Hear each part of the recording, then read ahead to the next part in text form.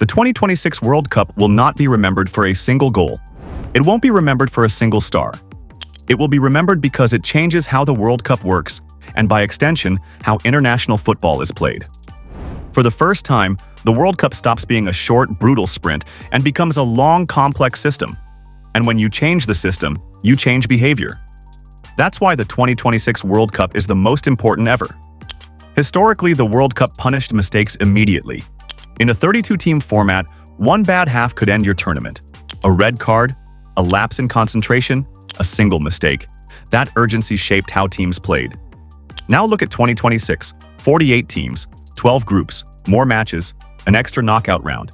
That alone changes the physical and psychological demands.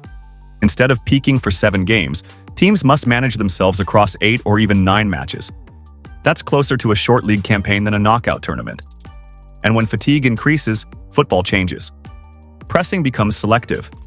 Risk-taking becomes calculated. Game management becomes more important than dominance. Let's imagine a realistic 2026 group stage. In previous World Cups, losing the first match created panic. Teams were forced to chase games. In 2026, that panic disappears. A team can draw its first game, lose the second narrowly, and still enter the final match knowing that third place might be enough. So what happens on the pitch? You'll see deeper defensive blocks early, fewer all-out presses in the first halves, more conservative midfield structures. Matches won't explode early. They'll simmer. The decisive moments will come late, after substitutions, after fatigue, after structure breaks. Group stages become games of patience, not urgency. That is a completely different emotional rhythm. This format does not affect all teams equally. For traditional powerhouses, pressure increases. A draw is no longer acceptable. It becomes a talking point, a warning sign.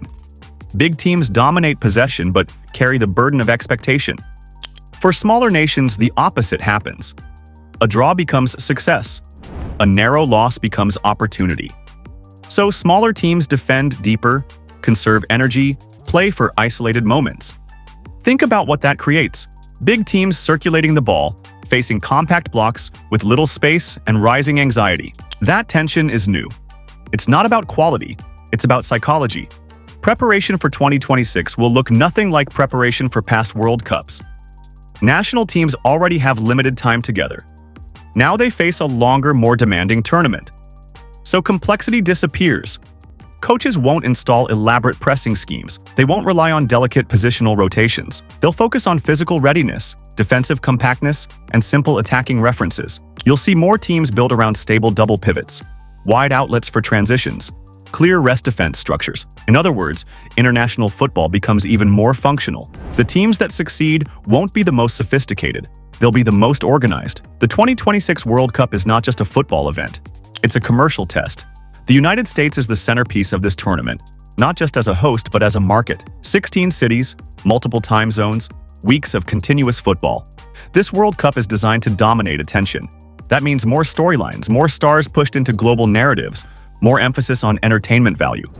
The World Cup becomes less about tradition and more about scale. And once football proves it can thrive at this scale, FIFA's direction becomes irreversible. Now we reach the real tension. Elite players are already stretched. By 2026, many will arrive after 50-plus club matches, expanded continental competitions, international qualifiers, commercial tours. Then they're asked to perform in the longest World Cup ever. This forces trade-offs. National teams will rotate more, stars won't play every minute. Managers will prioritize freshness over momentum. This is not hypothetical, it's unavoidable, and it changes how we judge performances. Now imagine the knockout stage. Teams arrive tired, managing injuries, rotating key players, so games tighten, pressing intensity drops, substitutions happen earlier. Control matters more than chaos. The winner won't be the team with the best starting 11. It will be the team that rotated smartest, managed minutes best, avoided injuries. That's a very different World Cup logic. Another quiet shift happens here.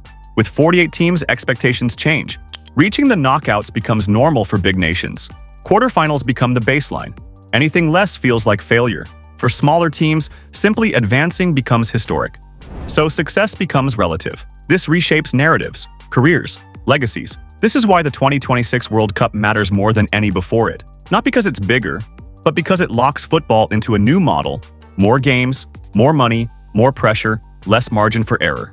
Once the World Cup becomes this, it will never shrink again. This tournament defines the next era of football. So here's the real question. Is the 2026 World Cup the future of football, or the moment the game became too big to control? If you enjoy football explained through structure, context, and real analysis, like the video, subscribe, and tell me in the comments. Does the new World Cup format make the tournament better or worse? Because whether we like it or not, 2026 is coming, and it will change everything.